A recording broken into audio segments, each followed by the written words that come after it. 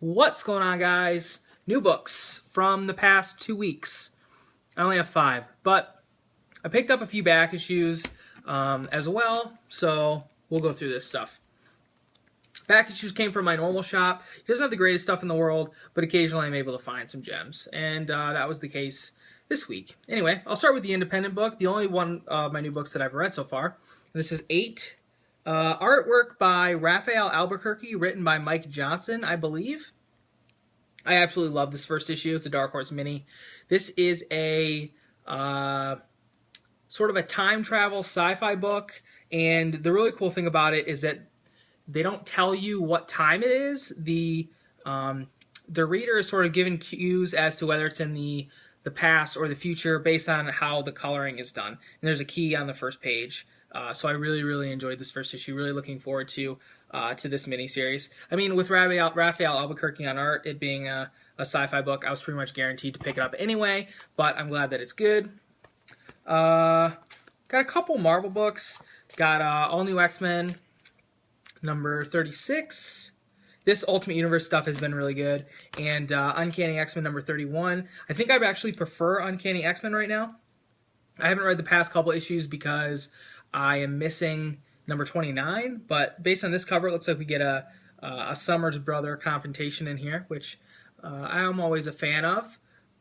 Some people talk crap about Cyclops, but Cyclops is the coolest thing about the X-Men right now, so, you know, there's that.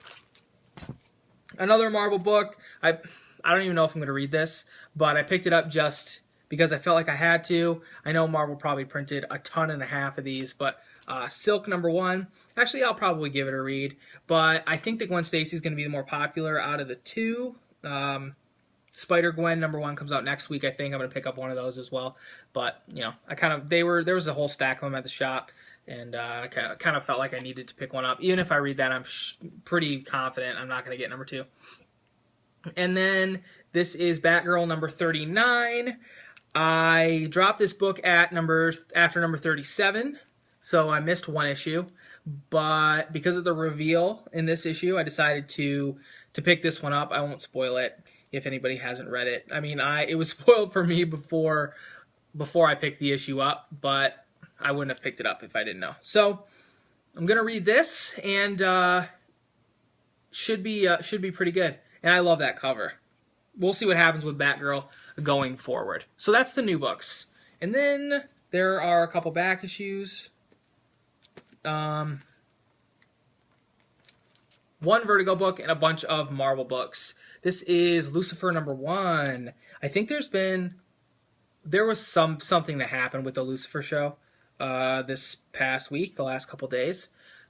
And I actually found this on the day that whatever that news was, the day that news broke. So super happy to grab that. I paid $2 a piece for these.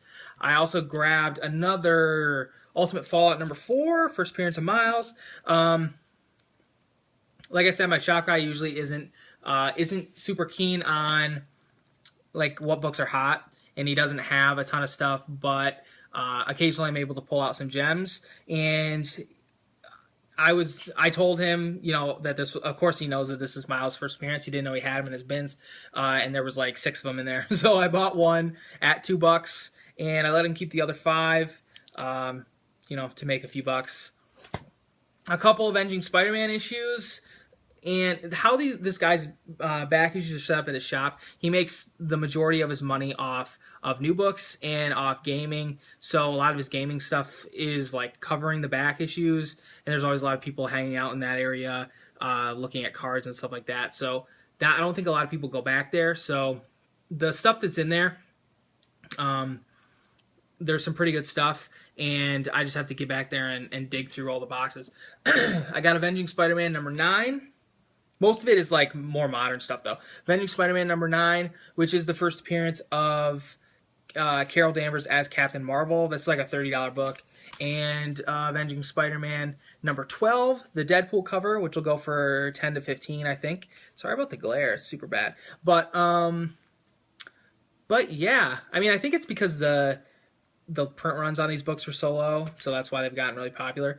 Well, clearly Carol Danvers is popular because the Captain Marvel book's popular because of the movie. And then I also got Marvel Spotlight on Star-Lord number 6 and number 7. This is the, also for $2 a piece, this is the first comic book appearance of Star-Lord after his Marvel Previews magazine appearances. And then this is Star-Lord's Origin number 7.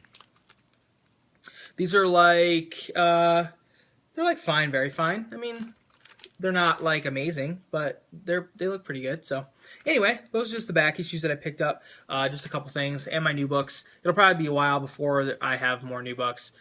Just with my pull list down to like 10 or 11 books, and I only pick up, you know, occasionally pick up something off the shelf. I just don't have a reason to go to the shop very often. So anyway, thanks for watching, guys. Take care, and I'll talk to you again soon.